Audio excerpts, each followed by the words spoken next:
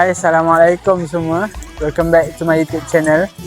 So, hari tu kita orang dah pergi interview dengan PK Co-Curriculum daripada SK Gombada, iaitu Encik Nazri. So, ni adalah video laporan daripada kita orang. Jom, let's go.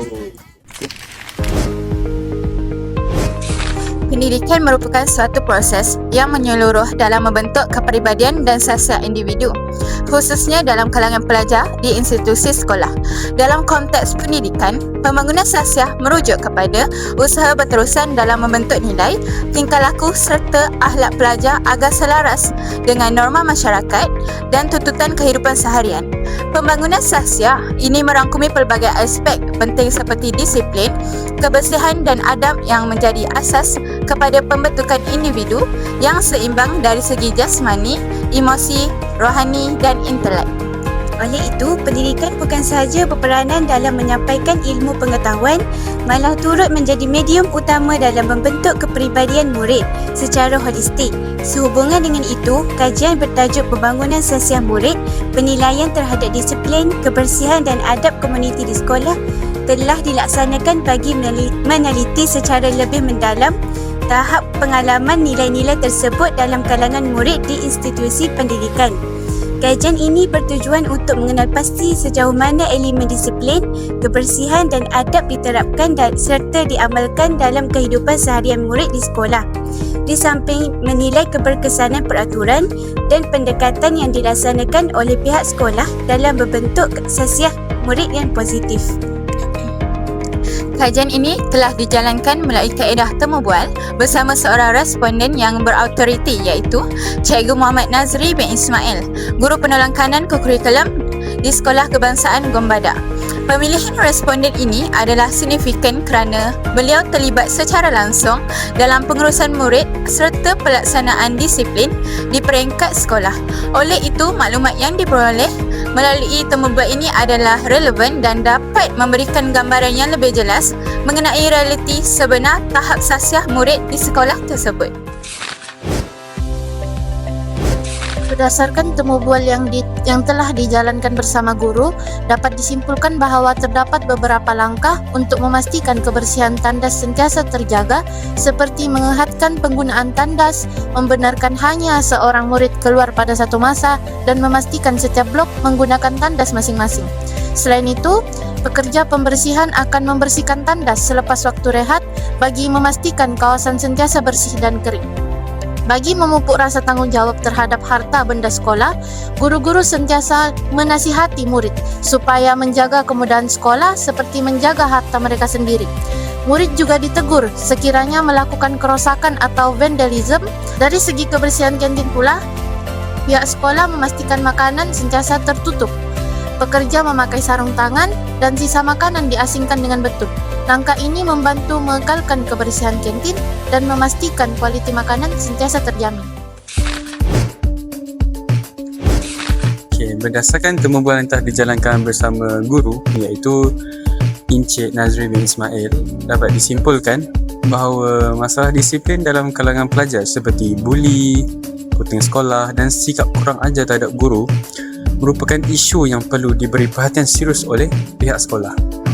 Walau bagaimanapun, pihak sekolah ini telah mengambil inisiatif ataupun mengambil pelbagai langkah bagi mencegah dan menangani masalah tersebut supaya keadaan di sekolah sentiasa terkawal dan kondusif untuk proses pembelajaran. Antara usaha yang dijalankan adalah dengan mengadakan kempen pencegahan buli, bagi memberi kesedaran kepada murid tentang kesan buruk buli. Selain itu, pihak sekolah juga menjalankan lawatan ke rumah pelajar yang di mana berbincang bersama ibu ataupun penjaga mereka. Melalui temu bual ini juga didapati bahawa penggunaan gadget yang tidak terkawal dan sikap yang bangun lambat menjadi antara salah satu faktor berlakunya masalah ponting dalam kalangan pelajar. Di samping itu, sikap kurang ajar terhadap guru juga berpunca daripada kurangnya rasa hormat dalam diri pelajar tersebut. Namun, budaya memberi salam dan sikap saling bantu-membantu yang diamalkan di sekolah sedikit sebanyak membantu membentuk hubungan yang baik antara murid dan guru. Pihak sekolah juga sentiasa menegur dan membimbing murid sekiranya berlaku masalah disiplin supaya ni mereka dapat berubah ke arah jalan yang lebih baik. Secara keseluruhannya, masalah disiplin ini tidak boleh dipandang ringan ataupun tidak boleh dipandang secara remeh kerana boleh memberi kesan kepada pembelajaran dan perkembangan sasiah pelajar. Oleh itu, kerjasama antara pihak sekolah, ibu bapa dan masyarakat amat penting dalam melahirkan pelajar yang berdisiplin, berakhlak mulia dan menghormati orang lain demi mewujudkan suasana sekolah yang aman, damai dan harmoni. Sekian.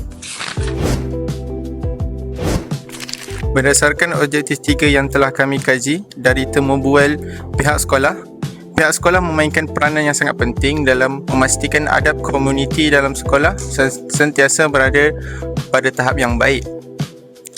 Antara usaha yang dilakukan ialah mengadakan pelbagai aktiviti seperti pertandingan antara kelas bagi mewujudkan semangat kerjasama, perpaduan dan persaingan yang sihat dalam kalangan pelajar. Melalui aktiviti ini, pelajar akan lebih bekerjasama untuk memastikan kelas mereka bersih, cantik dan teratur. Secara tidak langsung, hubungan sesama pelajar menjadi lebih akrab, harmoni serta mengurangkan pergaduhan dan sikap tidak menghormati antara satu sama lain.